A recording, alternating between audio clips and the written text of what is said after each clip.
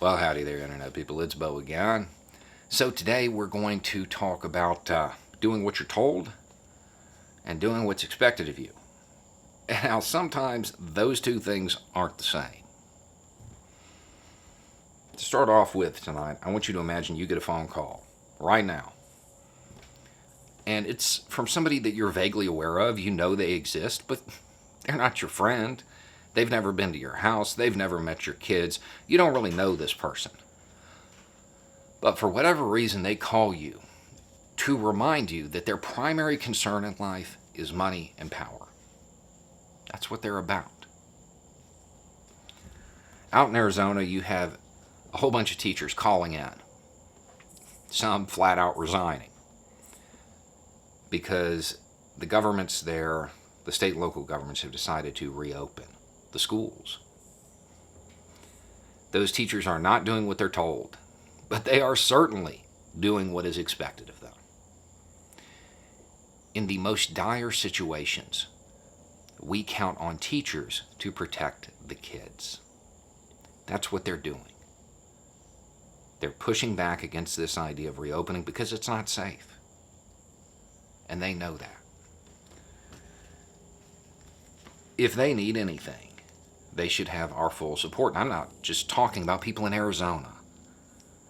If they ask for a call flood, you can participate in it even if you're out of state. They're doing what is expected of them. And I would imagine that they are expecting the community to back them up. In Georgia, they have the same situation going on. State and local governments pushing to reopen the schools in person. You had a parent there. She dropped off her kid. Kid came home that first day and was like, there's a whole bunch of kids in class, 30 of them. Most of them aren't wearing masks. Mom yanked those kids out of school. Not doing what she's told, certainly doing what's expected of her. If, to use her words, if you feel you're dropping your kids off at a death trap, you probably shouldn't. Keep in mind, even the White House is saying that Georgia is having real issues combating this. The White House that has downplayed this at every turn, in every possible way. Even the White House acknowledges the issues they're having there. That person who called you, I want you to imagine that 2 days from now, they call you up and say, hey, I need you to drop your kid off in a dark alley for me. Don't worry, they're going to be all right. Would you do it? Would you expect anybody to do it? Probably not. If anybody did, they would be subject to derision from the entire community. How could you do that? What's the difference between those phone calls and the order put out by some person that just happens to have governor as a title? These governors have made it very clear their primary concern is money and power. That's what they're about. They do not care about the kids. They never did.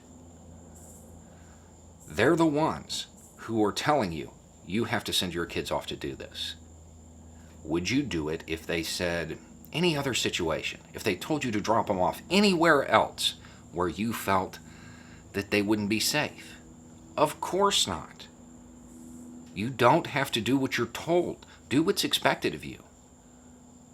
Your job is to protect those kids. It's not the governor's job. It's not. They've made that abundantly clear. They don't care. They care about money and power. This idea that Americans are supposed to obey governmental authorities, it's really taken hold, and it's kind of messed up because the country was founded on the exact opposite idea. That government should take orders from the people and have consent of the governed. They're representatives of you. They're supposed to obey you, not the other way around. If you are facing this choice, and your choice is doing what you're told by somebody who doesn't have your best interest at heart, or doing what is expected of you to protect your kids, this shouldn't be a tough decision. The fact that the person telling you, issuing that order, has a government title means nothing. You still have the same expectations. You are still expected to protect your kids. These entities do not care about them. All of the guidelines say the least risk is online instruction. All of them. There are no exceptions to this. Why take the risk? We need to innovate and change our school systems to begin with. Here's the perfect time. Don't let a government authority who is supposed to be taking orders from you put your child at risk. Anyway, it's just a thought. Y'all have a good day.